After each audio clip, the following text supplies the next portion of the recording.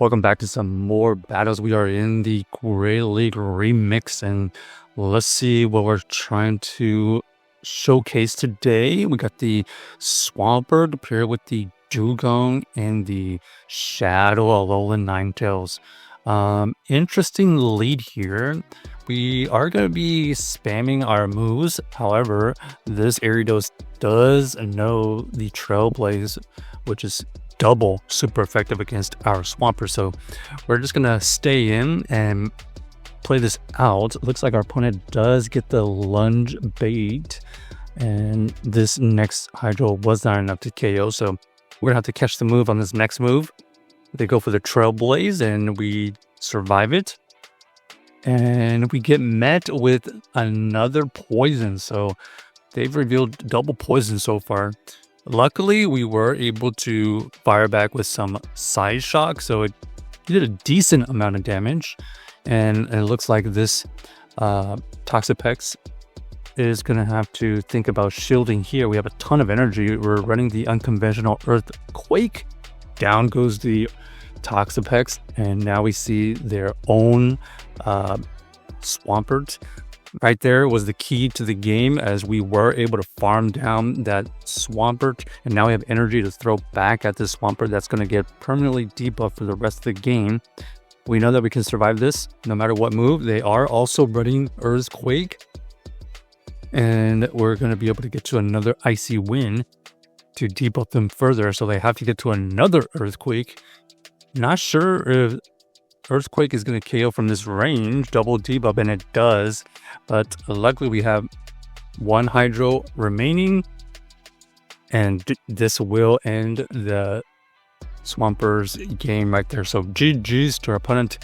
Kind of a tricky game considering Toxapex in the back probably would have been horrible against our Ninetales if we were running the Dazzling Gleam.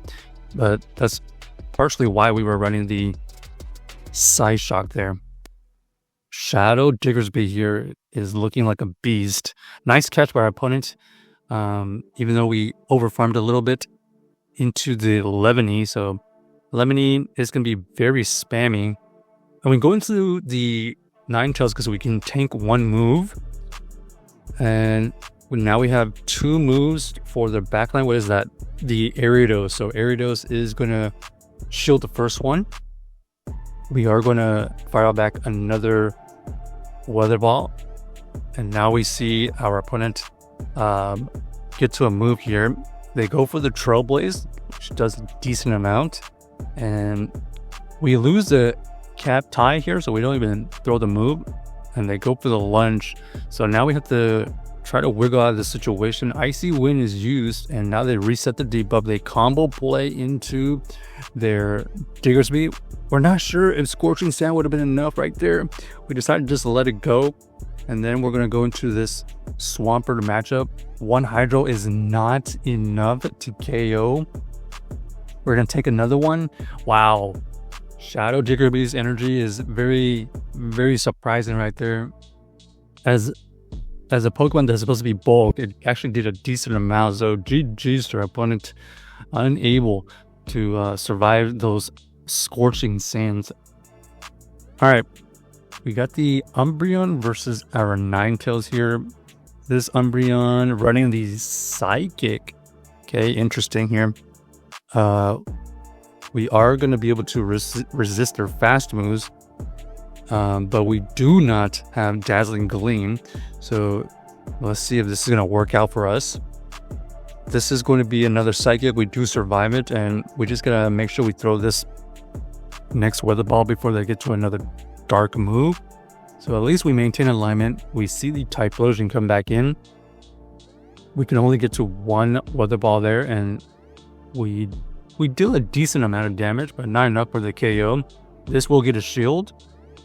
And then now our opponent here is going to potentially throw a Blast Burn, so we have to shield here.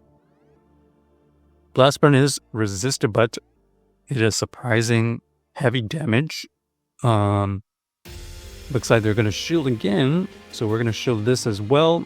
And now we see Waterfall Gyarados into our Dewgong. So they're really not doing any fast move pressure, and we're going to be able to debuff them multiple times. So GG's to our opponents, able to get the right alignment right there. Okay, we got the Swampert versus the Charm Ninetales.